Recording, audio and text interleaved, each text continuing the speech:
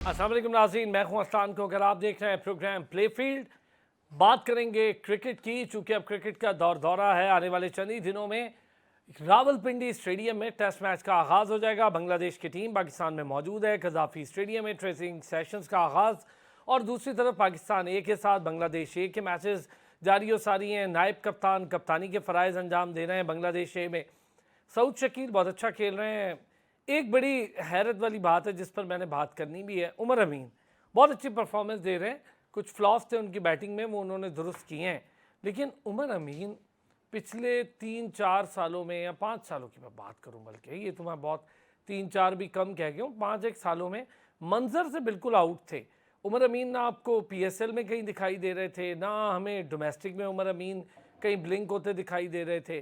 खेल वो रहे थे, लेकिन वो बाहर, मुल्क से बाहर ज़्यादा क्रिकेट खेल रहे थे। अचानक उमर अमीन मंजर में आते हैं और पाकिस्तान ए का हिस्सा बन जाते हैं अचानक। और जाहिर है वो अच्छा बैट्समैन तो था ही, हम कब कह रहे हैं कि अच्छा नहीं है, लेकिन अचानक ऐसा क्यों हो रहा है? हम जहाँ यंगस्टर्स को प्रमोट करने की बात करते हैं, वहाँ पर पुराने प्लेयर्स को बुलाकर दोबारा चांस देना सेम वैसा ही है जैसे मोहम्मद आमिर और इमाद वसीम को बुलाकर खिला दिया गया। कोई अलग बात नहीं है ये। फिर हम कहेंगे इफ्तिखार थोड़े दिन बाहर बैठेंगे और हम कहेंगे यार देखें, मिडिल ऑर्डर में इस प्लेस पर इफ्तिखार का कोई और मुतबादिल नहीं है, तो मजबूरन उन्हें लाना पड़ा। मैंने पहले भी कहा था, एक एक करके 5-6 को बाहर निकालेंगे, फिर एक एक करके उन्हें वापस लाएंगे, हमें मजबूरियां गिनवा कर। क्या यही तो नहीं होने जा रहा? उमर अमीन की वजह क्या हो सकती है? क्यों उमर अमीन इस टीम का हिस्सा बन रहे हैं? क्या हमने उन्हें टेस्ट खिलाना है? अगर खिलाना है तो फुल फ्लैश खुल के कहें, उन्हें खिलाएं। राइट है उनका, अगर वो स्कोर कर रहे हैं तो हमें कोई परेशानी किसी को भी नहीं। लेकिन ये जो हुरैरा, कामरान गुलाम, अव्वल तो कामरान गुलाम को लगता ही मुश्किल है मुझे चांस मिले, क्योंकि जिस पोजीशन पे सऊद शकील खेलेंगे वहीं कामरान गुलाम खेलेंगे, और बाबर आजम आएंगे निचले ऑर्डर्स पे। ओपनर अगर इमाम नहीं है तो हुरैरा होंगे। अब इस ऑर्डर पर भी बात करके देखेंगे कौन कहाँ फिट होता है। फिर लंबा अरसा इफ्तिखार को चांसेस दिए और कोई ऐसे रिजल्ट्स नहीं आ पाए। आज़म खान को चांसेस दिए मिडिल ऑर्डर में, T20 में ही दिए, बेशक वनडे में भी हमने खिला के देखा, लेकिन रिजल्ट्स नहीं आ पाए। हमारे पास लोअर मिडिल ऑर्डर या बॉटम मिडिल ऑर्डर जिसे कहते हैं, उसका बहुत बड़ा फुकदान है, मसला है। बॉलिंग में स्पिनर नापैद हो चुके हैं। गुज़िश्ता रोज़ भी थोड़ी इस पर बात हुई थी, आज ज़रा टाइम ज़्यादा होगा तो खुल के इस पर बात करेंगे स्पिनर्स के हवाले से। चूँकि स्पिनर एक ऐसा मसला है हमारा जो हम पिछले 10 सालों से मुतवातर कह रहे हैं। गुज़िश्ता रोज़ तो हैदर भाई थे हमारे साथ, सैयद हैदर भाई बड़े सीनियर स्पोर्ट्स जर्नलिस्ट हैं, काफ़ी गुस्सा हो गए वो, लेकिन बात उनकी किसी हद तक दुरुस्त थी कि जिन प्लेयर्स को खिलाया जा रहा है या मौका दे रहे हैं, मुझे उनमें वो टैलेंट नहीं दिख रहा है जो इंटरनेशनल स्टैंडर्ड की रिक्वायरमेंट है। फिर हम इंटरनेशनल स्टैंडर्ड पे लाकर कहते हैं यार देखो हमने तो मौका दिया था, नए टैलेंट को कितना और मौका दें। तो वो नया टैलेंट आज इस जरिए से रहा था, वो सिर्फ PSL थी। अब कैप्टनसी इश्यूज़ को लेकर भी बातचीत थोड़ी सी और बढ़ निकली है, क्योंकि हमने देखा गुज़िश्ता रोज़ ट्रेनिंग की तस्वीर बड़ी वायरल हुई। अच्छा लगा कि बाबर, शाहीन, रिजवान सब मुस्कुराते दिखाई दिए। एक प्रेशर कम लग रहा है इन सब पर कि यार चलो कैप्टनसी के इश्यूज़ से जान छुटी और सिर्फ क्रिकेट खेलनी है। बाबर आजम की सेंचुरीज एक्सपेक्ट की जा रही हैं, क्योंकि बाबर आजम 30+ सेंचुरीज पे खड़े हैं इंटरनेशनल पे तमाम फॉर्मेट्स की, तो उनसे सेंचुरीज एक्सपेक्ट की जा रही हैं ताकि थोड़ा तेज़ी से आगे बढ़ें। और अगले 4-5 साल में बाबर आजम पाकिस्तान के लिए, सिर्फ पाकिस्तान के लिए ही नहीं बल्कि पाकिस्तान की तरफ से दुनिया क्रिकेट में अपना इनपुट एक अजीम प्लेयर के तौर पर दें, जो कि हम उनसे एक्सपेक्ट भी करते हैं। वो बहुत शानदार खिलाड़ी हैं। तो हम बॉलिंग पर और इस सिलेक्शन पर, जिसमें एक स्पिनर के साथ हम जाएंगे, 3-4 पेसर्स को खिलाएंगे, कैसे ये मामला बनेगा। पिचेस की सूरत हाल हमारे सामने है, इससे पहले कि एक ऑस्ट्रेलियन क्यूरेटर आए, कितना तब्दील हो जाएंगी ये पिचेस। फिर बासित अली ICC रैंकिंग पे भड़क उठे, वो भी आपको बताऊंगा क्यों भड़क उठे हैं, क्या कहते हैं वो, जाली रैंकिंग क्यों करार दे रहे हैं, इस पर भी बात करेंगे। साबिर हुसैन क्रिकेट एक्सपर्ट हैं, बड़े शानदार क्रिकेट पर नज़र रखते हैं, स्टैट्स बड़े ज़बरदस्त है साबिर के, हमारा रेगुलर हिस्सा है प्रोग्राम का। थैंक यू साबिर, आपने ज्वाइन किया। डॉक्टर हफीज़ अवान साहब इंटरनेशनल अंपायर हैं, क्रिकेट एक्सपर्ट तो हैं ही, लेकिन डॉक्टर हफीज़ साहब माशाल्लाह बड़ी एथलेटिक पर्सनैलिटी है, मुख्तलिफ गेम्स का पाकिस्तान में नेशनल लेवल पर भी हिस्सा रहे और आजकल बैन अवी अंपायर के तौर पर अपनी जिम्मेदारियां कनाडा में अदा कर रहे हैं। तो डॉक्टर हफीज़ साहब भी रेगुलर हिस्सा है हमारा। बहुत शुक्रिया डॉक्टर साहब, आपने भी हमें ज्वाइन किया। तो जनाब अली साबिर साहब, पहले तो ज़रा उमर अमीन वाले मामले से शुरू करूंगा। क्या रीज़न बनती है अचानक उमर अमीन की इंडक्शन की? तो देखें, उमर अमीन अचानक से मंजर आम पे आ गए हैं। डोमेस्टिक तो देखें वो खेल रहे थे, आपने जिस तरह इंट्रोडक्शन में कहा कि वो मुल्क से बाहर भी कुछ अर्सा रहे। देखें जहाँ तक मैं समझता हूँ, मेरा ऐसे तो पर्सनल अजहर ओपिनियन अली हो भी सकता खेल है, रहे सब में डिसएग्री, मगर कहीं ना कहीं से उमर अमीन को शायद चांस मिलना चाहिए था। क्योंकि अगर एक बंदा 2010 में डेब्यू करता है और टेक्निकली देखें वो अच्छा बैट्समैन था और आप में उस ज़माने में लेफ्ट हैंडर की ज़रूरत भी थी, तो अजहर अली के साथ जब 2010 में इंग्लैंड के टूर पे जब वो अपना डेब्यू करते हैं तो मीडियम पेस बॉलिंग भी कर रहे थे, तो हमारे लिए वो आई थिंक कारामद हो सकते थे रेड बॉल फॉर्मेट में। उसके बाद हम अगर बात करें 2015-16 में, फिर आप उनको T20 में लेके आते हैं, गिने चुने एक दो मैचेस खिला के फिर उनको आप ड्रॉप कर देते हैं। तो जिस तरीके से कंसिस्टेंट चांसेस अगर आप बात करते हैं आज़म खान की, इफ्तिखार की, खुशदिल शाह की, आसिफ अली की, तो इस तरह से इनको चांसेस नहीं मिले। अगर आप रेड फॉर्मेट की बात करते हैं रेड बॉल की, तो शायद अजहर अली को जितने इस चांसेस मिले तो शायद इनको चांसेस नहीं मिले। तो बहरहाल डिजर्व करते थे। अगर बात करते हैं, अभी काफ़ी मैं सोशल मीडिया पर सुन रहा हूँ कि जी 34 साल उम्र हो गई, उनका सिर्फ 1 साल रह गया। देखें मेरी नज़र में फिटनेस के पॉइंट ऑफ व्यू से तो वो ठीक है। अगर आप कुछ सीनियर खिलाड़ियों को अगर आप कुछ समझते हैं तो फिर आप इसको प्रॉपर तरीके से आप इसके जो बकाया 3-4 साल हैं आप यूटिलाइज कर सकते हैं। अगर शुएब मलिक 42 साल तक अगर फिट रह सकते हैं, मोहम्मद हफीज़ अगर 39 साल तक से खेल सकते हैं, तो इस मिसबाह हक भी 32-34 साल के बाद, उस वक्त उन्होंने अपना टीम में एक परमानेंट जगह बनाई थी। उन्होंने भी 10-12 साल टीम से आउट होकर 2002 में जब उन्होंने डेब्यू किया था, बाजिद खान की बात करें, मिसबाह की बात करें, जो मिसबाह को 2007 में अब जब लेके आते हैं तो कहीं ना कहीं से वो डोमेस्टिक में पूरे पक चुके थे। इस तरह डोमेस्टिक के जो टॉप परफॉर्मर्स हैं, अगर जब एज वाइज देखा जाए तो देखें अगर फिटनेस के पॉइंट ऑफ व्यू से ठीक है, टेक्निकली अगर आपके लिए अच्छे और आपके लिए रन्स कर रहे हैं, तो मैं नहीं समझता कि 34 साल इतना कोई बड़ा कोई प्रॉब्लम होना चाहिए पीसीबी के लिए। अगर आप समझते, मेरी नज़र में वो उनको होना चाहिए, टीम के साथ होना चाहिए, आप उनकी जो सर्विसेज हैं यूटिलाइज करें। अच्छा, दूसरा देखें काफ़ी यंगस्टर्स का आपने जिस तरह जिक्र किया, देखें मोहम्मद हुरैरा की भी जगह बनती है इस पर्टिकुलर टीम। अभी 22 साल के हैं और अच्छे तरीके से खेल भी रहे हैं, हमने देखा भी है पाकिस्तान के अंदर भी और अवे भी उन्होंने हमने देखा है जब जिम्बाब्वे के पास के लिए टीम हमारी शाइन्स के लिए गई थी। तो इस तरह से हुरैरा भी हमारे लिए अच्छा टैलेंट हो सकते हैं। कामरान गुलाम अभी 28 साल के हैं, उनके पास भी अच्छा टाइम है। जब बात करें 2 साल पहले जब वो अपनी प्राइम फॉर्म पे थे, तब हमने खिलाया नहीं, तब उनको बेंच का हिस्सा बनाए रखा। सर ज्यादा तो की ना सर, देखिए आप चांस बनता था इनका। मैं तो कहता हूँ सऊ शकील को अल्लाह पाक उनको इज्जत है, अगर वो भी ना करते एक दो बड़े स्कोर शायद उनको भी नहीं खिलाते, क्योंकि मिडिल ऑर्डर में हमारे खिलाड़ियों को चांसेस नहीं दिए गए। 2012-13 की बात करें तो उसके बाद हमें कितने सारे लड़कों के नाम गिनवा लूँ तो वो जो कि अभी मुल्क छोड़ के जा चुके हैं, चाहे समी असलम हो, चाहे उस्मान सलाउद्दीन हो, इस तरह से बेताश असद शफी के साथ आप लोगों ने ज्यादती की। क्योंकि अगर आप उसको ड्रॉप कर सकते हैं 2-3 टेस्ट मैचेस के लिए, इस तरह से आपने अजहर अली को ड्रॉप नहीं किया, कुछ मोहम्मद हफीज़ को आपने ड्रॉप नहीं किया, तो बहरहाल वो मिसबाह की मेहरबानी थी। मगर फिर भी पिछले पास में नहीं जाते। अगर अभी की बात करें फ्यूचर की, वाकई ज्यादती हुई, सॉरी ये मैं मानता हूँ, असद शफीक के साथ ज्यादती हुई सर, मैं मानता हूँ। अगर कहीं ना कहीं से फिर वो बात करूंगा फिर लोग कहेंगे पता नहीं क्यों कराची का अगर ना होता तो शायद वो अभी 100 टेस्ट मैचेस खेल चुका होता। खैर ये तो थोड़ी सी बात हार्श हो जाएगी। नहीं देखा सर इस आप भी हैदर भाई बन रहे हैं।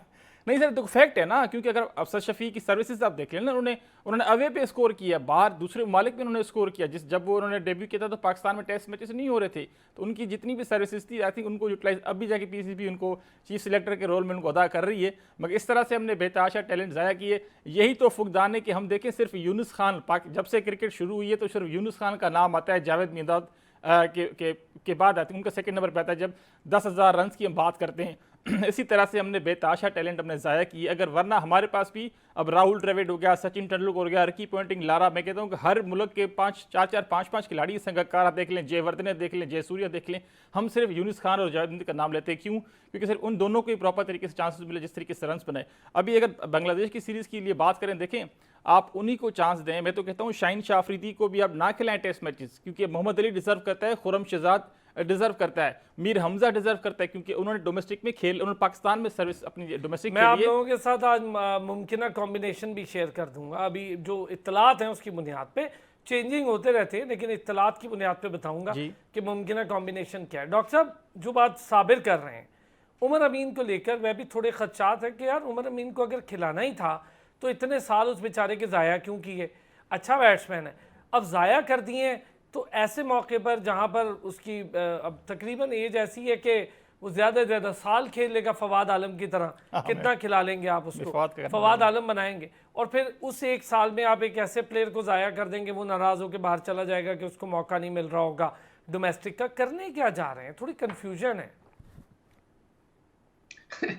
ये कंफ्यूजन तो खैर अभी कोई नई नहीं है।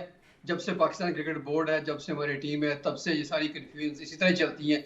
हम उसको उठाकर कप्तान बना देते हैं, ये तो सिर्फ टीम में आए हैं। ऐसा भी मुमकिन था कि अगर इस कहत और रिजाल में उनको कप्तान ही बना दिया जाता, जिस तरह हमारी सूरत हाल चलती है। हमेशा से हुआ, ये पहली दफा नहीं हुआ। राशिद लतीफ़ को ले लें, मोइन खान को ले लें, जितने भी लोग आए हमारे ऐसे ही, मिसबा इमन आए, इत्तफाकिया कप्तान आ गया। तो बहुत सारे लोगों को ऐसे ही चांस मिले कि वो बाहर बैठे थे, जगह नहीं बन रही थी, या कोई पोलिटिकल वजूहात थी, तो उनको उठाकर हमने कप्तान बना दिया।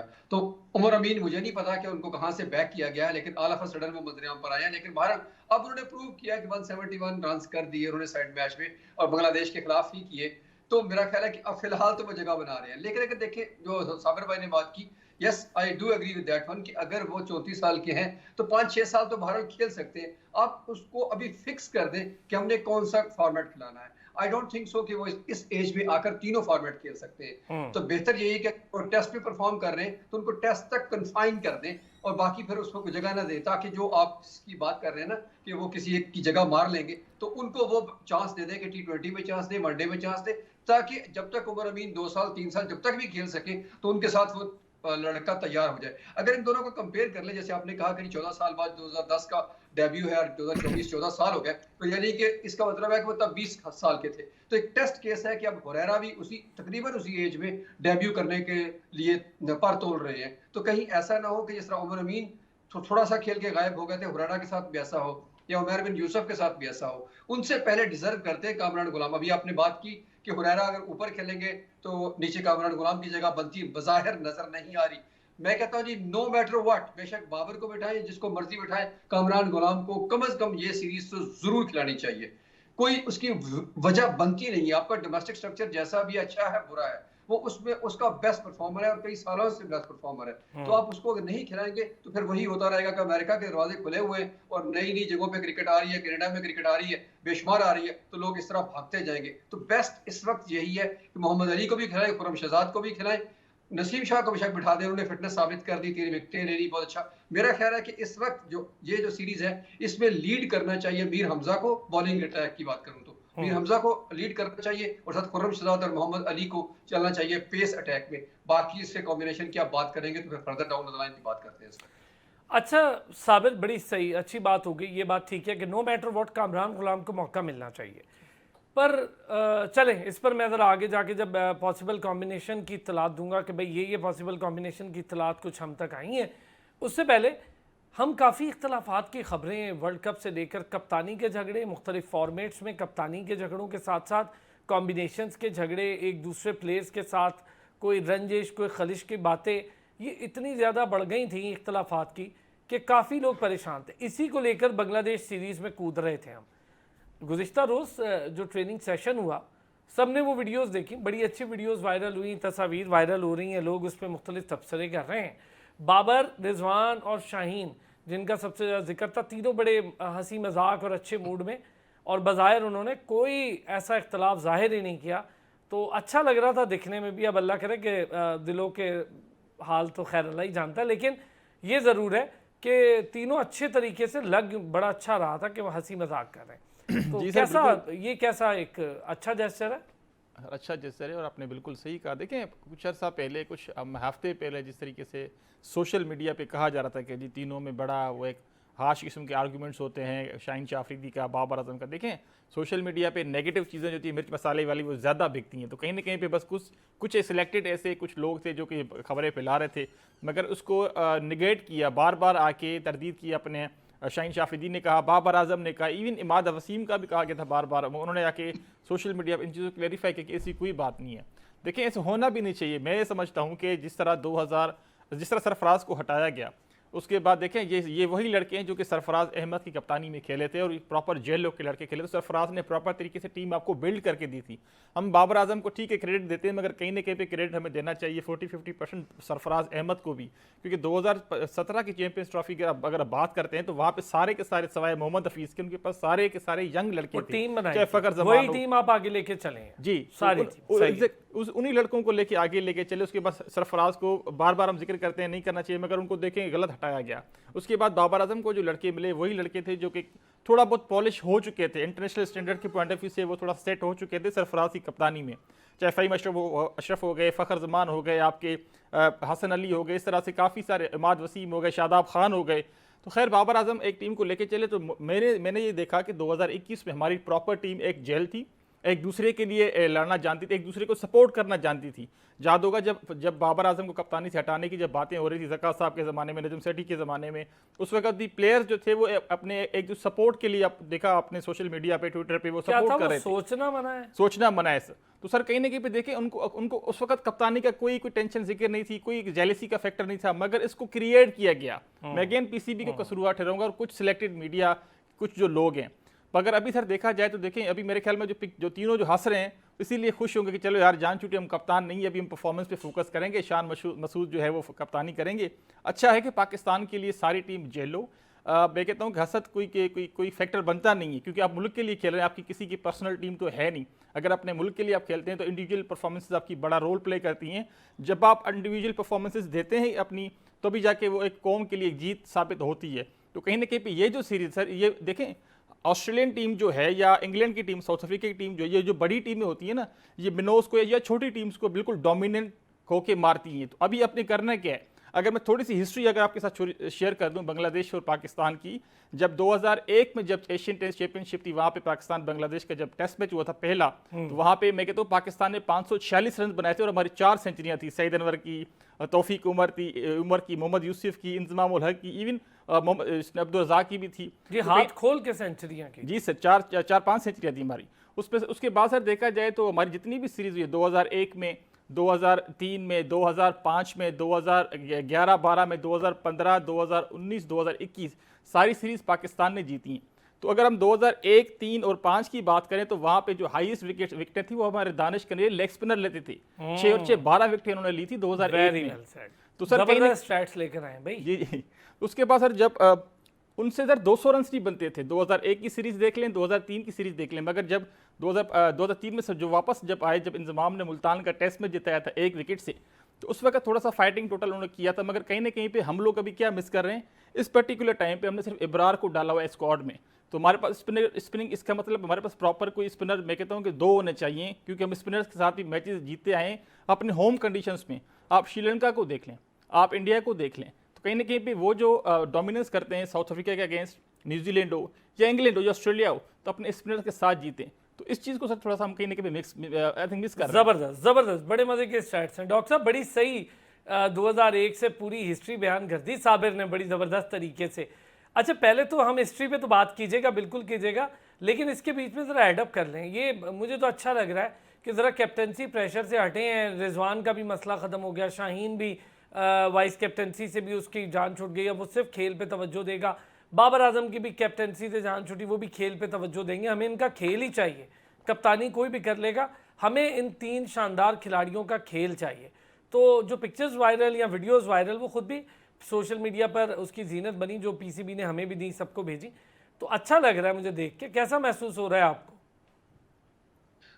इसमें तो कोई खैर दो राय नहीं हो सकती कि इतनी खुशाइंद बात है, और होना भी चाहिए, टीम को जेल होना चाहिए।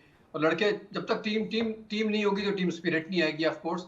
और सारी जिस तरह आपने बात कर दी सारी कि उनको मुख्तलिफ ओहदों से हटा दिया गया, और उनके लिए अब सबसे बेस्ट अपॉर्चुनिटी यही है कि अपना फॉर्म को वापस लेके और प्रूव करें कि हम एक प्लेयर के तौर पर भी उतने ही कारआमद हैं जितने हम बतौर कप्तान थे, उससे बल्कि बढ़कर हैं, ताकि आपकी इज्जत में इजाफा और पाकिस्तान टीम बेहतर से बेहतर परफॉर्म करे, कोई शक नहीं। लेकिन मुझे लगता यही है कि तब भी जब ये सारा कुछ उछाला जा रहा था, तब भी शायद बैक एंड पे इतना कुछ ना हो। हमारे मीडिया ने उसको बहुत सारी ख्वाहिशों को खबरें बनाकर जब पेश किया स्क्रीन पर, तो उससे वहां से हवा मिली और वो सोशल मीडिया पर चलेगी। और एक बात बताऊं डॉक्टर साहब, जी एक आपको बड़ी फैक्चुअल बात बताऊं, सोशल मीडिया पर जो खबरें चली ना, वो इन सब के फैन पेज की तरफ से खुद चली। और मैं आपको फैक्चुअल बताऊं, वो इनके जो मैनेजर्स हैं, इनके जो बड़े क्लोज दोस्त हैं, ये सारे ये खबरें उड़ाते थे अपनी शेखी बिखेरने के लिए कि हमें बड़ा कुछ पता है और हम आपको बता रहे हैं। और कुछ एक क्रिकेटर भी हैं जो बड़े क्लोज क्रिकेटर्स हैं, कुछ फ्रेंचाइज, उन्होंने भी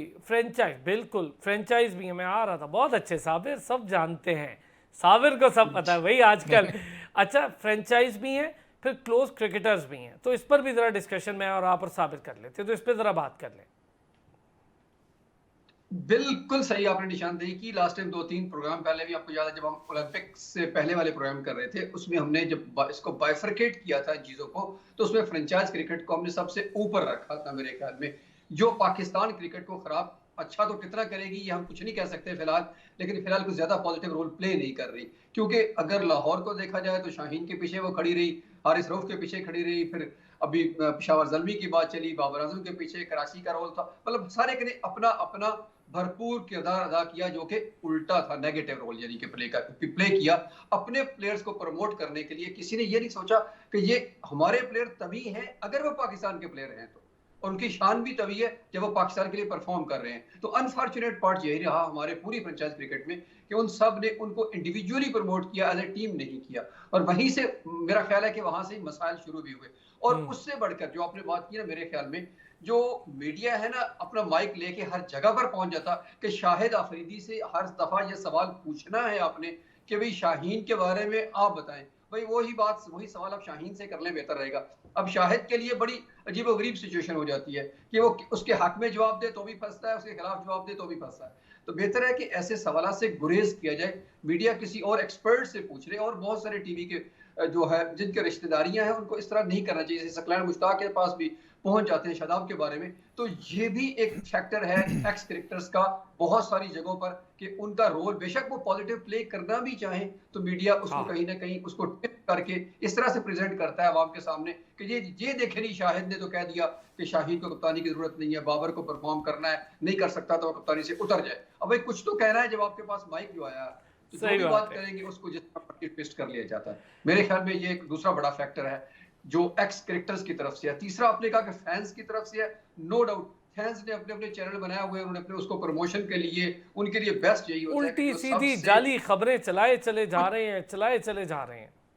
खबर तो खैर वो होती भी नहीं है सिर्फ, बल्कि ख्वाहिश भी नहीं होती। वो सिर्फ देखते हैं पल्स क्या चल रही है, इस वक्त कौन सा मसाला डालना है मैंने, तो वो एक्स्ट्रा उसमें मसाला डाल के पेश कर देते हैं। कोई ना कोई तो क्लिक करेगा ना, जितने भी व्यूज आ गए। तो व्यूज के चक्कर में बहुत ज्यादा बर्बाद हो रही है हमारी क्रिकेट। और जो सो कॉल्ड एक्सपर्ट है वो तो खैर आपके सामने ही है कि उनका अपना एक एजेंडा होता है, वो कहीं से फीड लेते हैं, फिर उसके बाद उसको प्रमोट करते हैं। उसमें इंडिविजुअल क्रिकेटर्स को भी नुकसान होता है, पाकिस्तान क्रिकेट को नुकसान होता है, और फ्रेंचाइज क्रिकेट को भी अल्टीमेटली नुकसान होता है। और आखिरी बात जो मैं करना चाहूंगा, वो पाकिस्तान क्रिकेट बोर्ड भी इसमें बहुत सारी चीजों में कसूरवार है, जहां पर वो अजीबोगरीब फैसले करता है। जैसे लास्ट टाइम मैंने बात की थी कि जैसे अभी ग्लोबल T20 हमारे यहाँ जो कनाडा में हो रही थी, उसमें 3 लोगों को उन्होंने कंफर्म करने के बाद नहीं भेजा। तो इस दफा हमारी ग्लोबल T20 अच्छी खासी फीकी चलेगी, क्योंकि अगर जहां रिजवान खेल रहे होते, जहां बाबर खेलते या शाहीन खेलते, तो वहां बहुत बड़ा फर्क आता। इसमें कोई हर्ज नहीं, आप ना भेजें बेशक, लेकिन पहले से क्लियर कर दे आप मतलब लीग वालों को कि भाई हम अपने प्लेयर्स को इस सफर नहीं ये भेज बात सकते, ठीक है। हमारी डोमेस्टिक कोई भी हमारी मतलब एंगेजमेंट है तो हम नहीं भेजेंगे। तो कम से कम लीग उनको प्रमोट ना करे, जिसकी वजह से हमारे बहुत सारे शायकीन को बहुत मायूसी हुई। खास तौर पर पाकिस्तानी शायकीन का तो मैं देख रहा था बिल्कुल ग्लोबल T20 में जरा सा भी इंटरेस्ट नहीं था इस दफा। बिल्कुल जबरदस्त। कुछ ऐड अप करना चाह रहे थे? जी सर, मैं कह रहा था कि व्यूज़ की जिस तरह से बात कर रहे थे, तो हमारे एक्स एक्स क्रिकेटर भी हैं, उन्होंने भी व्यूज़ के लिए ऐसे ही अगले को बाबर आजम को चैलेंज दे छक्कों का दे दिया था। तो देखिए व्यूज़ के लिए जो ना कहीं, और उसने पूरा करके भी दिखाया। अच्छा, फिर वहां पर उनका तो सर काफी उनको मुश्किल का भी सामना करना पड़ा बाद में। जितना बड़ा सर नाम है हमारे बड़े क्रिकेटर्स का, उतनी सर्विसेज है हमारे उनकी पाकिस्तान के लिए, तो हमारे लिए काबिल एहतराम है। तो कम से कम उनको भी मैं कहता हूँ कि एक्स क्रिकेटर्स को भी खुदारा थोड़ा सोच समझ के बात करनी चाहिए, क्योंकि देखें आपका अपनी रेपुटेशन है हमारे पूरे मुल्क में। बच्चे आपको देखते हैं, आपकी वीडियोस देखते हैं, आपको फॉलो करते हैं। बेशक आपने थोड़ी क्रिकेट खेली हो, इंटरनेशनल क्रिकेट, मगर कहीं ना कहीं भी पाकिस्तान के लिए अपने बेशक एक टेस्ट मैच खेला हो, मगर इस पर्टिकुलर उम्र में, एज में अगर आप कोई बात करते हैं तो काफ़ी लोगों को जब ये हार्श लगती तो कहीं ना कहीं आपका नेगेटिव इमेज यानी कि मीडिया की तरफ जाता है। तो ऐसा नहीं करना चाहिए। अच्छा, एक चीज और भी, मैं आप अभी वापस आऊंगा डॉक्टर साहब, मैं ब्रेक से वापस आता हूँ ना, इस पे हम बात करते हैं। मैं चाहूंगा कि हम जरा एक ब्रेक पे जाएं, ब्रेक से वापस आऊंगा, जरा इस पर भी बात करूंगा। फिर विनेश फोगाट जो रेसलर, खातून रेसलर हैं भारत के, ओलंपिक्स में उनको डिस्क्वालीफाई कर दिया गया था। आलमी खेलों की अदालत से एक फ़ैसला आ गया है, मुख्तसर सा फैसला तो आ गया है, लेकिन उनकी उस किस्मत का फ़ैसला आ चुका है। इस पर भी बात करेंगे एक ब्रेक के बाद, और जब वापस आऊँगा तो इस पर लाजमी बात करूँगा कि हम बहुत देख रहे हैं कि ऐसी ख़बरें जिनका कोई ताल्लुक सिरे से नहीं। अरशद नदीम हमारे हीरो हैं, इसी तरह क्रिकेटर्स भी हमारे हीरो हैं। हॉकी प्लेयर्स भी हमारे हीरो हैं, जहांगीर जहांशेर भी हमारे हीरो हैं, और जो पाकिस्तान के लिए जो कुछ कर रहा है वो सब हमारे हीरो हैं। बॉक्सर्स भी हमारे हीरो हैं, चाहे वो उस्मान वज़ीर हो, वो वसीम हो, हुसैन शाह हो, ये सारे हमारे हीरो हैं। किसी का किसी से कोई मेल मैच कंपैरिजन नहीं है, सारे अपनी फील्ड में। ये जो खुदारा ना करें, बंद कर दें। हीरोज़ के नामों को आप ख़राब सोशल मीडिया पे नहीं कर सकते, उनकी खिदमत बहुत ज़्यादा है, और आप लोगों की ये फेक न्यूज़ या इस तरह का कोई एजेंडा ये नहीं चल पाएगा ज़्यादा देर। तो बेहतर है कि अपने हीरोज़ को हीरोज़ रहने दें। जो नेशंस या जो कंट्रीज़ अपने हीरोज़ को हीरोज़ मानती हैं, सिर्फ वही तरक्की करती हैं, वही फलती फूलती हैं। ब्रेक से वापस आते हैं तो इस पर भी बात करेंगे। वेलकम बैक जी। कमेंटेटर्स पैनल का भी हो गया है ऐलान, और आप जहां मैच देखेंगे उसका भी हो गया ऐलान। वो सोशल मीडिया की भी जीनत बन जाएगा 2 मिनट के बाद ही। अच्छा, मैं ये कह रहा था डॉक्टर साहब, ज़रा इसमें एडअप आपका चाहूँगा। बड़ा अच्छा आप लोगों ने डिस्कशन की स्टैट्स को लेकर, हालात को लेकर, वाक़यात को। अरशद नदीम हमारे हीरो हैं और वो डिज़र्व करता है कि जितना उसको प्रेज़ किया जाए वो कम है। एक ख़ास माइंड सेट जिनको मुझे नहीं पता क्या तकलीफ़ है, वो अरशद नदीम के हवाले से भी गलीज़ प्रोपेगेंडा करने की कोशिश करे। शर्म आनी चाहिए सारों को मिलकर। जो कुछ 77 साल की हिस्ट्री में वो अकेला आदमी आपके लिए कर आया, तो करवा लेते भाई किसी और से। हिम्मत थी किसी और में तो कर लेता। अब उसको ये हनीमून पीरियड उसका भरपूर एंजॉय करने दें। जो धूप में काला हुआ, बग़ैर एसी के कमरों में, ख़राब हॉस्टल्स में लाहौर में स्पोर्ट्स बोर्ड के वो रहा, छोटी सी तनख्वाह। आप कहते हैं जी 18वें ग्रेड का ऑफिसर था। ओ भाई, क्या तनख्वाह देते हैं आप उसको, मैं बता पहले भी चुका हूँ। 18वें ग्रेड के ऑफिसर को जो तनख्वाह देते हैं वो भी सबको पता है कि उसको क्या देते हैं। कुछ उस बंदे ने अपनी ज़ात पर उस तरह से ख़र्च ही नहीं किया, हालांकि उसको बैनुल-अक़वामी स्कॉलरशिप्स मिली। वो बंदा बाहर किसी मॉल में जाता, आजकल सोशल मीडिया का दौर है, मुझे एक पिक्चर या वीडियो दिखाएं कि वो शॉपिंग करता दिखाई दे, कुछ नहीं करता था। वो जिस भी मुल्क गया वहाँ से, मैं कई बार ये कह चुका हूँ, थोड़ी शर्म करें। वो वापस आता था और जब उससे पूछा, कई सहाफ़ियों में से जो उनके बड़े क्लोज़ हैं, मैंने खुद भी पूछा, उन्होंने कहा देखें मेरी कौम मुझ पे गोल्ड मेडल के लिए इन्वेस्ट कर रही है, जैकेट्स पैंट्स के लिए नहीं। तो मैं आज जिस दिन गोल्ड मेडल लाऊंगा उसके बाद अल्लाह का शुक्र अदा करके जो मुझे लेना होगा मैं लूँगा। और ये वाकई उसका राइट है, कर लेने दें उसको खुशी, और हमें भी खुशी मनाने दें कि अरशद 14 अगस्त की खुशी दुबाला कर गया हमारी। और कोई कंपैरिजन ना करें अरशद नदीम का। बाबर आजम बहुत बड़े स्टेटस का बैट्समैन है, आपकी हिस्ट्री के बड़े बड़े खिलाड़ियों में से एक बड़ा खिलाड़ी क्रिकेट में पैदा हुआ है। रिजवान का कोई कंपैरिजन नहीं है, सरफराज का कोई कंपैरिजन नहीं है, शाहीन शाह अफरीदी का कोई कंपैरिजन नहीं है। One of the best find है इन द वर्ल्ड। ये थोड़ी ज़्यादती बंद करें। शहबाज सीनियर, सुहेल अब्बास, कलीमुल्लाह, समीउल्लाह साहब और Waseem Firoz, Shahnaz Sheikh, Islahuddin, I can take names, 100 of names. कोई कंपैरिजन नहीं है, हमारे हीरोज़ हैं और सारी ज़िंदगी रहेंगे। जहांगीर खान जहांशेर हमारे हीरो हैं, सारी ज़िंदगी रहेंगे। मादरत डॉक्टर साहब, ये थोड़ा सा टाइम लिया मैंने, ये बहुत ज़रूरी है। सोशल मीडिया पे जो गन फैल रहा है, मैं उसकी वजह से बात, कौन ये दुश्मन अनासिर होती है, ये दुश्मन है जो इस तरह की बात कर रहा है। क्या कंपैरिजन हो सकता है डॉक्टर साहब? कोई कंपैरिजन है अरशद नदीम और बाबर आजम? भाई बाबर आजम अपनी जगह, अगर कैप्टनसी में 11 लोग खेलते हैं, वर्ल्ड कप नहीं लाया, सारे 11 लोग जिम्मेदार हैं। सोलो गेम में, इंडिविजुअल में 77 साल में पहला मेडल लाया, तो भी सारे जिम्मेदार हैं कि वो अकेला ले आया, तो बाकी जिनको सपोर्ट नहीं किया गया आज तक फेडरेशन या हुकूमत की जानिब से, नहीं ला सके। बहुत बड़े प्लेयर्स थे हमारे, बेचारे ज़ाया हो गए पैसे ना होने की वजह से। क्या कंपैरिजन है, ज़रा बताएं मुझे तो कोई कंपैरिजन नहीं लगता। सर, ऑरेंजेस और एप्पल को तो वैसे भी खैर कंपेयर करना बड़ी अजीब सी हमाकत है, मुझे नहीं समझ बात क्या तुक क्या बनता है कि क्रिकेट कहाँ और जेवलिन थ्रो कहाँ, बॉक्सिंग कहाँ और ताइक्वांडो कहाँ। आपने बहुत सारे नाम ले लिए, आमिर खान का नाम जरूर ले लीजिए प्लीज, तो इंटरनेशनल ताइक्वांडो में गोल्ड मेडल लेके आए हैं रिसेंटली। जी बिल्कुल, सवाब से उनका ताल्लुक है आमिर खान का, और शानदार खिलाड़ी है ताइक्वांडो का। थाईलैंड में बहुत बड़ी चैंपियनशिप हुई और दुनिया के टॉपेस्ट ममालिक के लोग आए। सवात से ये लड़का निकलता है, गोल्ड मेडल पाकिस्तान के लिए लाता है, वापस आया, बड़ा शानदार इस्तकबाल हुआ उसका भी, ऐसी बात नहीं है। चंद मीडिया में दिखाया, सच टेलीविजन की स्क्रीन पर भी आप देख चुके हैं उनके इस्तकबाल को। बहुत अच्छे डॉक्टर साहब, बहुत अच्छे, थैंक यू, आपने ये मेंशन किया। जी, बिल्कुल वो फिर वो मैं क्या कहीं वो सूबाई तासुब में ना चली जाए बात, इसलिए ज़रूर मेंशन कर देना बहुत चाहिए ज़रूरी उनको। है। हमारा ऐसा कोई इंटेंशन नहीं है, समटाइम्स कोई नाम भूल जाता है। तो इसलिए हमने मेंशन कर दिया कि जहाँ अरशद नदीम को बहुत ज़्यादा प्रोटोकॉल दिया जा रहा है, ज़रूर देना चाहिए। मैं आपकी बात से 100% एग्रीड हूँ। और ये हनीमून पीरियड है, इस वक़्त तो बिल्कुल नहीं छेड़ना चाहिए उनको। Let him enjoy, let us enjoy as well.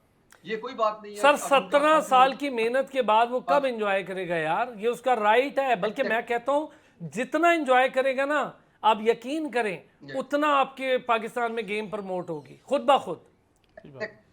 Sir अभी देखिए आप सोशल मीडिया पर जहाँ बहुत सारी नेगेटिव चीजें हैं वहाँ पॉजिटिव भी देखें तो छोटे छोटे बच्चे अब वो नेजे अपने हाथ से बना के 2-2 4-4 फुट के वो फेंक रहे हैं। तो ये एक प्रमोशन होती है गेम की। एक बंदे ने गोल्ड मेडल लाया तो पूरे पाकिस्तान के लिए एक वो मशाल राह बन गया कि अब सबको समझ आ गई कि हाँ यार छोटी गेम्स में मुख्तलिफ गेम्स में हम इंडिविजुअली परफॉर्म कर सकते हैं। इसमें से मैं जहाँ ये तो खैर इसमें तो कोई हम मतलब बहस कर ही नहीं सकते कि जो गलत प्रोपेगेंडा किया जा रहा है उसका तो हम 100% उसकी मुखालफत करते हैं, उसको बिल्कुल फजूल समझते हैं। वैसा नहीं होना चाहिए, किसी सूरत में होना चाहिए। साथ साथ मैं ये कहूंगा अरशद नदीम के हवाले से बाकी यंगस्टर्स के लिए भी खास तौर पर कि अपॉर्चुनिटी को और फैसिलिटी को मिक्सअप मत कीजिए। बहुत आला। जहां उस दिन बात थोड़ी अधूरी रह गई थी अरसान भाई, वो जैसा कि गोल्ड माइन इफेक्ट की हम बात करने जा रहे थे कि गोल्ड माइन इफेक्ट में यही देखा जाता है कि अगर जमैका के आप एथलीट्स को देखते हैं तो उनके पास कोई हाई फाई फैसिलिटीज नहीं है। उनके क्लब चलाने वाले जो उनके ओनर हैं या उनके कोच हैं, उनका कहना भी यही है कि मुझे कोई फैसिलिटी नहीं चाहिए गवर्नमेंट की तरफ से या किसी प्राइवेट सेक्टर से, कारपोरेट सेक्टर से, इसलिए कि जिस दिन आपने ये दे दी मेरे एथलीट्स की मेहनत करने की आदत कम हो जाएगी, मुझे वैसे भी गोल्ड मिल रहे हैं तो मैं इसी पर ही फोकस करूंगा। तो ये भी एक मतलब एक साइकी है कि हम अगर अपॉर्चुनिटी को बढ़ाएं तो फैसिलिटीज आहिस्ता आहिस्ता आपके पास खुद ब खुद आना शुरू हो जाएगी। अब जेवलिन थ्रो की हमने मिसाल दी कि अगर उन्होंने देखे कि उन्होंने अपॉर्चुनिटी को ग्रैब किया। 16 साल का आपने उसने बताया कि उनका कैरियर है, 16 साल की मेहनत उन्होंने बगैर फैसिलिटी के की। तो इसका मतलब ये हुआ कि हम फैसिलिटीज कम होने के बावजूद भी अपने आप को एक्सेल अच्छा, कर एक सकते कमाल हैं। डॉक्टर साहब, एक कमाल ये है अरशद का, इन 16 सालों में मैंने या किसी भी सहाफ़ी जिन्होंने उनसे बात करते हों, उनकी जर्नी फॉलो कर रहे हैं, कंप्लेन नहीं सुनी। वो नहीं कंप्लेन सुनी। लेस रहा। बहुत बड़ी बात है। अल्लाह ने उसकी झोली में मेडल डाल दिया, चुप करके लगा रहा अपनी मेहनत करने। ये बिल्कुल आपने बल्कि उस दिन बात भी की थी कि ये वो जर्नी है जिसमें उन्होंने खामोशी इख्तियार की अपने आप को और वो कामयाब हुए। दूसरी तरफ नू दस्तगीर की भी आपने मिसाल दी थी कि वो शायद उनसे नहीं कैरी हो सका और वो ओलंपिक का हिस्सा ही नहीं बन सके कि कहाँ गोल्ड मेडल लेके आने वाला कॉमनवेल्थ में और उसके बाद वो ओलंपिक में पार्टिसिपेट न कर सके तो कहीं ना कहीं उनसे चूक जरूर होगी। ये यंगस्टर्स के लिए बहुत ज्यादा सबक है कि आपके पास आने वाले सवाल करने वाले टेढ़े मेढ़े मुख्तलिफ किस्म के सवाल करेंगे और आपसे कुछ ना कुछ ऐसा निकलवाएंगे जो उनकी स्क्रीन की जीनत, कैमरे की जीनत और माइक की जीनत बन सके और उनको रेटिंग मिल सके, लेकिन आपका ग्राफ कहीं ना कहीं वहां पर डाउन हो जाएगा। तो Arshad is the best example कि आप उनको फॉलो करें कि कैसे अपने कद को कैरी करना है और अपनी गेम पर फोकस रखना है बगैर कुछ कंप्लीट किए। कहां कहां उनको कहां कहां रोड़े नहीं अटकाए गए, लेकिन इसके बावजूद वो गोल्ड मेडल तक पहुंचे। अब उनका टाइम है कि एंजॉय करें और खूब एंजॉय करें। इसके साथ साथ हमने खैर मिसाल दे दी अपनी आमिर की, उनको भी अप्रिशिएट करने की जरूरत इसलिए है कि इस वक्त थोड़ा चूंकि अरशद नदीम का वो बहुत ज्यादा हाइप बनी हुई है तो वो उनमें कहीं दब गए थोड़े से। वो भी उतना ही बड़ा कारनामा करके आए, गोल्ड मेडल इंटरनेशनल ताइक्वांडो में लेके आना आसान काम नहीं है, वो भी बहुत ही अप्रिशिएटेबल बात चलें, है। इंशाल्लाह और आने साथ वाले साथ दिनों में उनको अपने शो में बुलाते हैं वेरी सून। जी जी बिल्कुल। और साथ साथ अरसान भाई मैं वो उस दिन भी रिक्वेस्ट कर रहा था आपसे कि वो कुछ मॉनिटरिंग के हवाले से हमारे पास न्यूज़ भी थी तो वो भी जरूर शेयर कीजिए आवाम के साथ, ताकि बाकी सपोर्ट की तरफ भी आवाम की तवज्जो हो कि प्लीज सिर्फ डॉक्टर साहब शेयर गेम करें, शेयर करें डॉक्टर साहब, शेयर करें प्लीज। वो मैं उस दिन ये कह रहा था। खैर वो खबर हमारे हवाले से वो चूंकि खबर मतलब अच्छी नहीं है इसलिए मुझे देना तो पड़ रही है। खबर तो बार खबर होती है। वो ये कि मुराद सदपारा जो उस रेस्क्यू में शामिल थे, उस रेस्क्यू की बात कर रहे थे जिसमें हसन शिकरी की लाश को नीचे लाया गया था। 5 सदपाराज ने मिलकर उनकी लाश को नीचे लाए थे उनकी फैमिली की रिक्वेस्ट पर 1 साल के बाद। वो भी कहां से, बॉटल नेक से K2 से। ये इटसेल्फ एक बहुत बड़ी स्टोरी है सर, इटसेल्फ ये गोल्ड मेडल इतना बड़ा काम करना। लेकिन जो उसमें बुरी खबर है वो ये है कि उनमें से मुराद सतपारा जो ही वापस पहुंचे तो वो फौरन अगले एक्सपीडिशन पर एक इंटरनेशनल माउंटेनियर के साथ ब्रॉड पीक पर चले गए, और उसमें ब्रॉड पीक पर उन पर सर पर पत्थर लगा हेलमेट होने के बावजूद उन पर, लेकिन वो सरवाइव नहीं कर सके और वहां उनकी डेथ हो गई। इसमें जो कहने वाली, सुनने वाली और सोचने वाली बात यह है कि उनको टाइम था उनके पास, रेस्क्यू क्यों नहीं पहुंचा उनके पास। बहुत सारी और गेम्स के साथ ये भी मसला है कि रेस्क्यू उन पर नहीं, उनके इस पास पर एक क्यों नहीं मजबूत पॉलिसी, मजबूत सिस्टम की बड़ी ज़रूरत है डॉक्टर साहब। मैं उसके बारे में बड़ी डिटेल जानता हूँ, क्योंकि बड़े लंबे अरसे से इसको मैं फॉलो करता हूँ, तमाम गेम्स को करता हूँ, तो इसलिए कुछ डिटेल्स हैं। हम इस पर एक अलग प्रोग्राम रखते हैं और मैं उम्मीद करूँगा इंशाल्लाह नाइला कियानी को हम मदऊ करते हैं इस पर, क्योंकि नाइला बहुत अच्छा रेस्क्यू ऑपरेशंस में लगी हुई है। एक छोटा सा ब्रेक लेते हैं जी, काफ़ी डिटेल बात हुई है, वापस आते हैं। अब ज़रा आपको हम खबर देंगे कि मुमकिन तौर पर क्या क्या होने जा रहा है, कौन कौन से खिलाड़ियों की इंडक्शन होने जा रही है, कैसे कैसे टीम में कौन कौन कहाँ खेलेगा। खबरें हैं, चेंज भी हो सकती है, लेकिन खबर है वो आपको देते हैं एक ब्रेक के बाद। विनेश फोगाट की वेलकम बैक मैंने बात की थी, तो मैंने सोचा ज़रा उसके बारे में भी बता दूं। विनेश फोगाट इंडियन रेसलर हैं जो 50 किलोग्राम कैटेगरी में रेसलिंग कर रही थी, लेकिन वो डिस्क्वालीफाई हो गई अपना वेट बड़ा ज़्यादा होने की वजह से। फिर वो आलमी खेलों की अदालत में गई और वहाँ पर भी उन्हें डिस्क्वालीफाई करार दिया गया। अफसोस की खबर है, लेकिन बहरहाल बड़ी स्ट्रगलिंग वो रेसलर है, बड़ा शानदार करियर है। भारत में उन्होंने डंडे भी खाए बेचारी ने, क्योंकि रेसलर्स को वहाँ पर डंडे मारे गए थे। उनकी ऑर्गेनाइजेशन जब बैन थी, उनकी फेडरेशन बैन थी और वो ओलंपिक्स खेलना चाहते थे, अपने राइट्स मांग रहे थे, तो बड़े बुरे तरीके से उन पर वाटर कैनन का इस्तेमाल और डंडों का इस्तेमाल बेदरीक हुआ, सारी दुनिया ने देखा। इन सारी फाइट से लड़ती लड़ती वो दोबारा ओलंपिक्स में, जो कि ना जाने की उनकी एक तकरीबन उम्मीद ख़त्म हो गई थी, ना नहीं जाती, वो लड़ते लड़ाते चली गई और अच्छा खेली, बस अपने वेट की वजह से फाइनल में आ रही हैं। वो फाइनल में 50 किलोग्राम कैटेगरी को बहुत अच्छी उन्होंने अपनी सारी फाइट्स की हैं। बहरहाल ये बड़ी बात यह है कि कोई गोल्ड नहीं लिया, और गोल्ड हमने लिया अल्हम्दुलिल्लाह। हम उनसे ऊपर हैं रैंकिंग में। इस ओलंपिक्स के जितने नंबर रैंकिंग है वो 60 से नीचे हैं और हम 60 से पहले हैं, तो चलें ये भी बड़ी बात हो गई। अब आते हैं जी डॉक्टर साहब, राइट्स भी ले लिए सर, और एक ही चैनल को राइट मिल गए हैं और दो चैनल्स को कह लें राइट मिल गए हैं। एक टावर कम्युनिकेशन के नाम से उस चैनल की कंपनी और दूसरी एक और कम्युनिकेशन। तो अगस्त 2024 से दिसंबर 2026 तक रहेंगे और कमेंट्री पैनल आ गया सामने। कमेंट्री पैनल में बांग्लादेश से अतहर अली होंगे और फिर आपके कानों के पर्दों को वो सही उसका इस्तेमाल करेंगे बड़ी जल्दी, और आमिर सुहेल होंगे, इसी तरह उरूज मुमताज़ होंगी और प्रेजेंटर के तौर पर सिकंदर बख्त होंगे। तो ये कोई कमेंट्री पैनल अब तक का सामने आया है। अच्छा डॉक्टर साहब, अब मुमकिन कॉम्बिनेशन जिसका मैं आप लोगों से जिक्र कर रहा था, क्या टीम उतरेगी मैदान में और क्या होगी? 3 बॉलर्स का जिक्र हो रहा है, अभी तक की खबरें हैं। शाहीन होंगे, नसीम होंगे और मीर हमज़ा पेसर के तौर पे होंगे। स्पिनर में अबरार होंगे। तो ये 4 बॉलर्स होंगे और इससे साफ जाहिर हो रहा है कि सलमान अली आगा खेलेंगे। मुझे तो यही लग रहा है, क्योंकि सलमान अली आगा फिर पार्ट टाइम स्पिनर के तौर पर जिम्मेदारियां भी अंजाम देंगे, जो मुझे लग रहा है। तो अगर सलमान अली आगा खेलेंगे और ओपन में शायद, जो मेरी अभी तक इत्तलात है, अब्दुल्ला शफीक के साथ हुरैरा होंगे, तीसरे पर शान मसूद आएंगे, चौथे पर बाबर आजम आएंगे, और फिर आप सोच लें सऊद शकील और सलमान अली आगा होंगे, तो कामरान गुलाम कहाँ होंगे? तो ये मेरी इत्तलात हैं डॉक्टर साहब।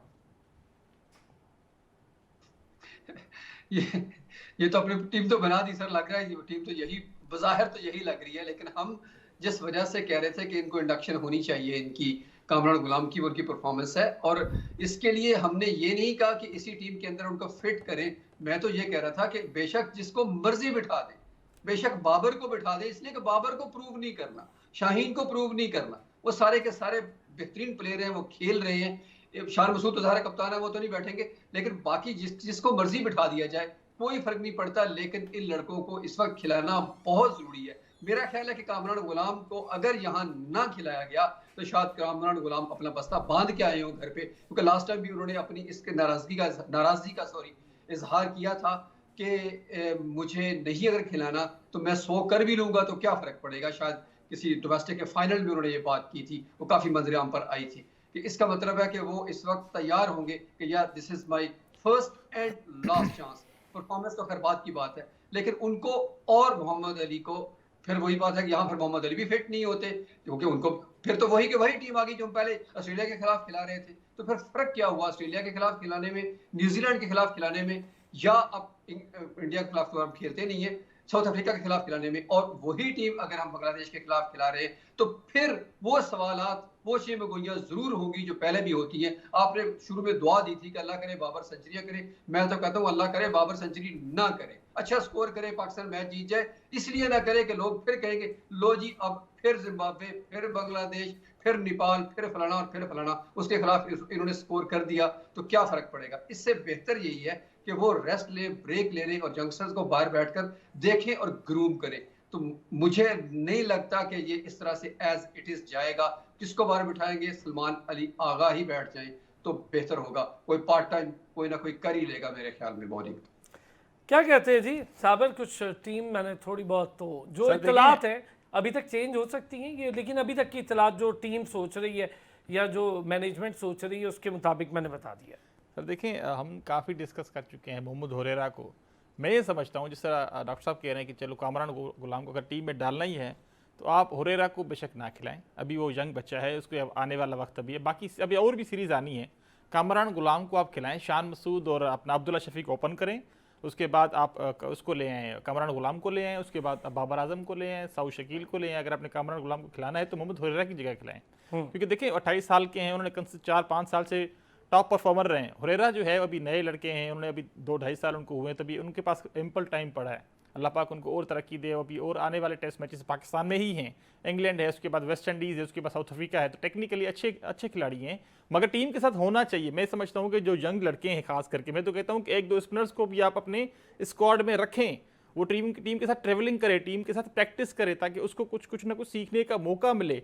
जब सीनियर खिलाड़ी के साथ ड्रेसिंग रूम शेयर करेगा, इवन प्रैक्टिस सेशन शेयर करेगा, तो उसको सीखने का मौका मिलेगा। मैं ये नहीं कहता कि उसको आप एकदम से इंटरनेशनल क्रिकेट में लेके आएँ। वैसे रिकॉर्ड में तो हम लोग वैसे ही माहिर हैं कि 16 साल के हसन रज़ाक को हमने डेब्यू करा लिया, उसके बाद बेचारा कहीं नज़र नहीं आया। तो कहीं ना कहीं भी पाकिस्तान का ये थोड़ा सा फुकदान रहा है, चाहे वो ऑलराउंडर्स की शक्ल में हो, चाहे वो यंगेस्ट प्लेयर की शक्ल में हो, तो कहीं ना कहीं हम थोड़ा जल्दी कर देते हैं। इवन साइम अयूब के लिए भी हमने बहुत बड़ी जल्दी की। साइम अयूब को ठीक है, उन्होंने डोमेस्टिक में डबल सेंचुरी कर दी, सरफराज की कप्तानी में आई थिंक मेरे ख्याल में कराची से सिंध से खेल रहे थे वो, तो आपने उसके बेसिस पे अपने ऑस्ट्रेलिया के टूर पर लेके गए। देखिए ऐसा नहीं होता, आप कम से कम एक अगर यंग लड़का है उसके ऊपर आप इन्वेस्टमेंट करें, उसको कम से कम 4 डे क्रिकेट खेले, ताकि उसको कम से कम उसकी बॉडी इस लायक तो हो कि वो 5 दिन फील्डिंग भी कर सके। 5 दिन का टेस्ट मैच खेलना कोई आसान बात नहीं है। 4 ओवर की बॉलिंग करना और 6 बॉलों के ऊपर 2 छक्के मार के आप T20 तो खेल सकते हैं, मगर 50 ओवर के अलावा जब आप टेस्ट मैचेस की बात करते हो, कम से कम अपने बॉडी को आप उस लेवल तक तो लेके आएँ। इवन शाहनवाज दहानी भी जब नए आए थे उस वक्त भी हमने यही बात की थी, यार कम से कम उसको प्रॉपर उसको NCA में जाना चाहिए, जिम करना चाहिए, स्विमिंग, ताकि उसकी बॉडी मसल्स इतने स्ट्रांग हो ताकि वो कम से कम 90 ओवर की फील्डिंग कर सके और 15 से 20 ओवर एक दिन में कर सके। तो छोटी छोटी चीज़ें जिसके ऊपर मेरा ख्याल कि PCB को सोचना चाहिए कि यंग बच्चों को स्क्वाड में रखें, NCA में रखें, और उनको जब 24-25 साल एक अच्छी, मैं कहता हूँ पक्की पकाई उम्र होती है, तब उसको आप इंटरनेशनल लेवल पे लेके, खास करके टेस्ट मैचेस में, तब जाके आप। मेरा एक मशवरा भी है इसमें साबिर और डॉक्टर साहब, शाहनवाज धानी हो गए, हसन अली हो गए, बहुत अच्छा, हसन अली बड़ी खुश मिजाज हैं, शाहनवाज धानी बहुत खुश मिजाज हैं, लेकिन जब आप अपने अर्ली करियर के जो एरा है ना उसमें होती है ना, तो थोड़ा लो प्रोफाइल रहना चाहिए, परफॉर्मेंस बेस्ड होना चाहिए, टीवी और एक्टिविटी बेस्ड नहीं होना चाहिए। मैं चाहूँगा इस पर थोड़ी सी बात भी कर लें साबिर। सर जिस तरह आपने बात की बिल्कुल सही फरमाया। देखें अरशद नदीम, बाबर आजम, दोनों पर्सनालिटीज़ हमारे लिए मिसाल हैं। अल्लाह पाक ने उनको कितना देखें एक रुतबा दिया, एक इज़्ज़त दी है उनकी मेहनत की वजह से, मगर उनमें मैं कहता हूँ ना कि एक किस्म का जिस तरह से एक पता नहीं वर्ड यूज़ के शिशोरा पर नहीं आना चाहिए, क्योंकि देखें आपको कहीं ना कहीं पे कूल एंड काम कंपोज होना पड़ता है। आप एक सेलिब्रिटी जब बन जाते हैं, लोग आपको फॉलो करते हैं, छोटे आपको फॉलो करते हैं, तो अपने आप को उस तरीके से प्रेजेंट करें, आप सोच समझ के बातें करें, अपना जो आपका एक वे ऑफ टॉकिंग है उसको भी थोड़ा सा इस तरीके से करें ताकि लोग आपके कम से कम आपसे। ठीक है डॉक्टर साहब, चलें इस पर थोड़ा सा ऐड भी कर दें और ये भी बताएं जो कॉम्बिनेशन मैं बता रहा हूँ, और जाहिर है 3 बॉलर पेसर होंगे, एक स्पिनर और फिर सलमान अली आगा बॉलिंग का मुझसे पूछा नहीं आपने? हाँ बॉलिंग का, हाँ बॉलिंग का सर मैं चाह रहा हूँ कि शाहीन शाह अफरीदी को आप बिठाएं, आप खुरम शहजाद को खिलाएं। खुरम शहजाद को। खुरम शहजाद अच्छा, वैसे बाबर आजम नेट प्रैक्टिस में खुरम शहजाद को थोड़ा खेलते हुए परेशान हुए हैं, थोड़ी फॉर्म से स्ट्रगल कर रहे हैं बाबर आजम डॉक्टर साहब। खैर सर, नेट में हम मेरा नहीं ख्याल कि उसको सही जजमेंट कर सकते हैं। बॉलर भी अपनी पीक पर शायद गेंद नहीं कर रहा होता और बैट्समैन भी हर तरह की नई नई चीजें ट्राई करता है, तो उसमें प्लस माइनस होता है। लगता है बाहर कैसा स्ट्रगल कर रहा है शायद बंदा। मेरा नहीं ख्याल कि वो उतनी सीरियसनेस नहीं होती मेरे ख्याल में। कैजुअल भी होता है, थोड़ी बहुत अप्रोच होती है, फिर नई शॉट्स भी ट्राई करते हैं आप, या बॉलर को भी मौका देते हैं कि वो हर तरह से उसको आजमा सके। तो मेरा नहीं ख्याल कि उससे इतनी परेशानी का अमल है। लेकिन इस बात से मैं एग्रीड हूँ कि बिल्कुल शाहीन को, बल्कि नसीम को भी अगर बिठा दे तो कोई हरज नहीं है। खुरम शहजाद को भी खिलाना चाहिए, मोहम्मद नए अली को भी लड़कों को खिलाना मौका चाहिए। दे। ठीक हो गया डॉक्टर साहब, बहुत शुक्रिया सर, वक्त की कमी थी। डॉक्टर हफीज अमान साहब thank you so much, Sabir Hussain thank you so much. फिर होती है जी मंडे के रोज आपसे मुलाकात, अपना ख्याल रखिएगा।